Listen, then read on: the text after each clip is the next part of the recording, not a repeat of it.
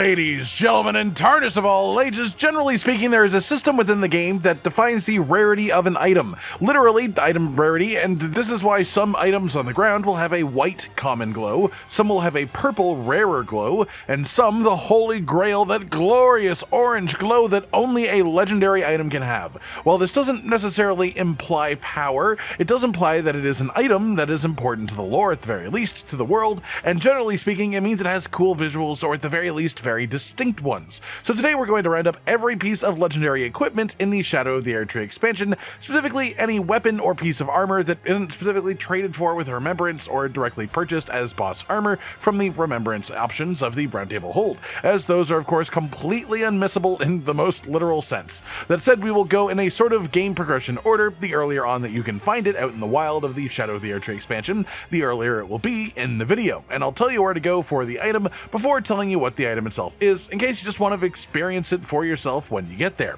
First up then, we have an item that is somewhat difficult to miss, honestly. This one is in the Ballarat Tower Legacy Dungeon, and while it isn't technically the reward for killing the Divine Beast Dancing Lion Remembrance boss, it is something that appears on the floor in the boss room right after you kill it. This one I am a bit less concerned about spoiling, honestly, but it is the Divine Beast Head Helmet, which on top of looking just absolutely ridiculous and just sitting on half of your entire body, also has the secondary effect of boosting the damage of storm effects, which generally includes just anything that is specifically labeled as being a storm skill or incantation by around 5%. The helmet also increases your strength and dexterity by 4 each, at the cost of decreasing the healing that you get from your Crimson Flask by around 10%, and not having any of the focus stat on the helmet either. Second then is going to be in the Ruined Forge of Starfall Past, which is the second of the Ruined Forge dungeons, this one being quite close to the North Rune Site of Grace in the Shadow Altus region, and to put it simply, this is the reward for the completion of this dungeon in itself, but I will show you the full route right now, just, for full clarity. That said, skip to the time on screen if you haven't seen what the weapon is and just want to skip to the next entry.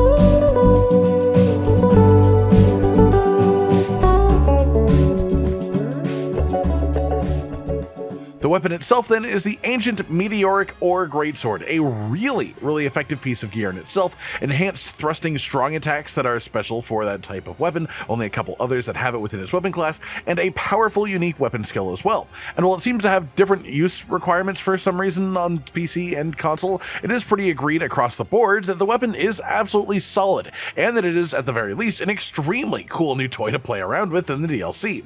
Third up then is a multi-step process, sort of. You have to go to multiple places to actually acquire this weapon, but it also sort of funnels into our fourth entry as well. Technically there are 3 of this item, but once you have found one of them, the others disappear from existence. They each just spawn at the 3 different altars around the map. The first altar that you can find is in the Fog Rift Catacombs, which are just to the northwest of the Castle Front Site of Grace, and the path within here is quite long, so I will just let it play for you. As it nears the end, we'll be climbing up some spike traps, so that is when you'll want to skip to the next entry if you just want to remain fully unspoiled.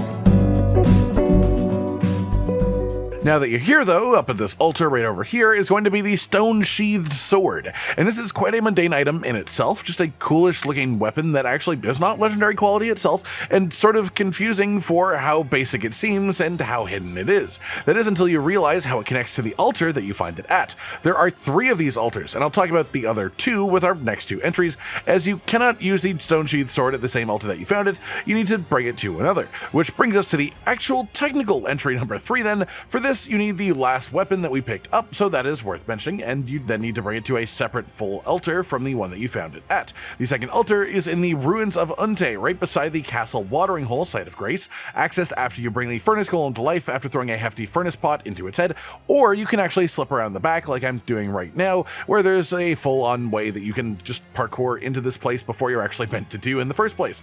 If you then were to walk over here, you can find this altar over there, and if you bring a stone-sheathed sword that you got elsewhere up to this altar, you can interact with it, which will turn it into our next legendary item, so skip ahead now if you want the surprise for yourself. But this is the Sword of Darkness. This is a relatively unique weapon in a few different ways. It is mainly a strength scaler, but the big selling point of this one is the unique skill on it, Darkness. What this does is spit out a cloud of damaging darkness from the sword in a circle around you that applies a holy damage negation debuff on your enemy.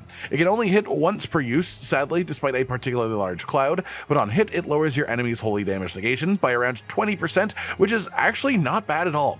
The weapon skill itself won't do a ton of damage, but you can use this in combination with another source of holy damage to actually boost that damage by a reasonable amount. On which note, let's talk about our next entry then, and this one is located in the ancient Rawa Ruins upper area, accessed from the bridge leading out from the Shadow Keep. From specifically the ancient Rawa Ruins west site of grace, it is a bit of a long route, so just to avoid any confusion, I'll just let you watch the whole thing.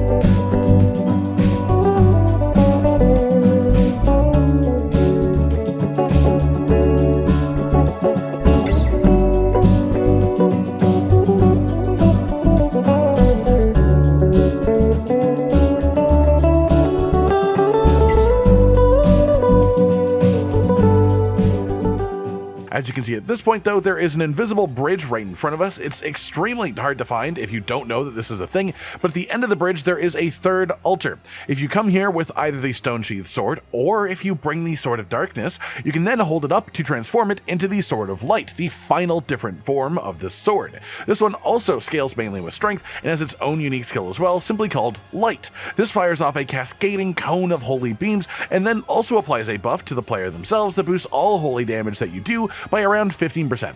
If you run a second playthrough or have a friend to drop one, you can even have both the Sword of Light and the Sword of Darkness together, and they do actually synergize as both are holy damage weapon skills, with one of them decreasing enemy resistances and the other increasing your own holy damage. Past that, we have a unique piece of legendary armor. This one is found right after the boss, who is outside of the Shadow Keep back gate site of grace. After defeating them, if you head out into the field behind them and through the archway, then up this hill on the left right here, you will find a shack with an albinaric in it inside of it, just riding a wolf. Kill the albinaric and their wolf, and they will drop this item that you're after. Skip to the time on screen to avoid seeing what it actually is then. Otherwise, this is where you get Gaius's greaves. The reason being, Gaius is an albinaric. Essentially, he cannot really walk, and was basically armored up to be built onto his boar because of the way that his body worked. He could not wear these pants, and so while the rest of his armor set you can buy normally, like most boss armor in the Round Table Hold, his legs are not a part of that because he obviously wasn't wearing them as a part of the fight.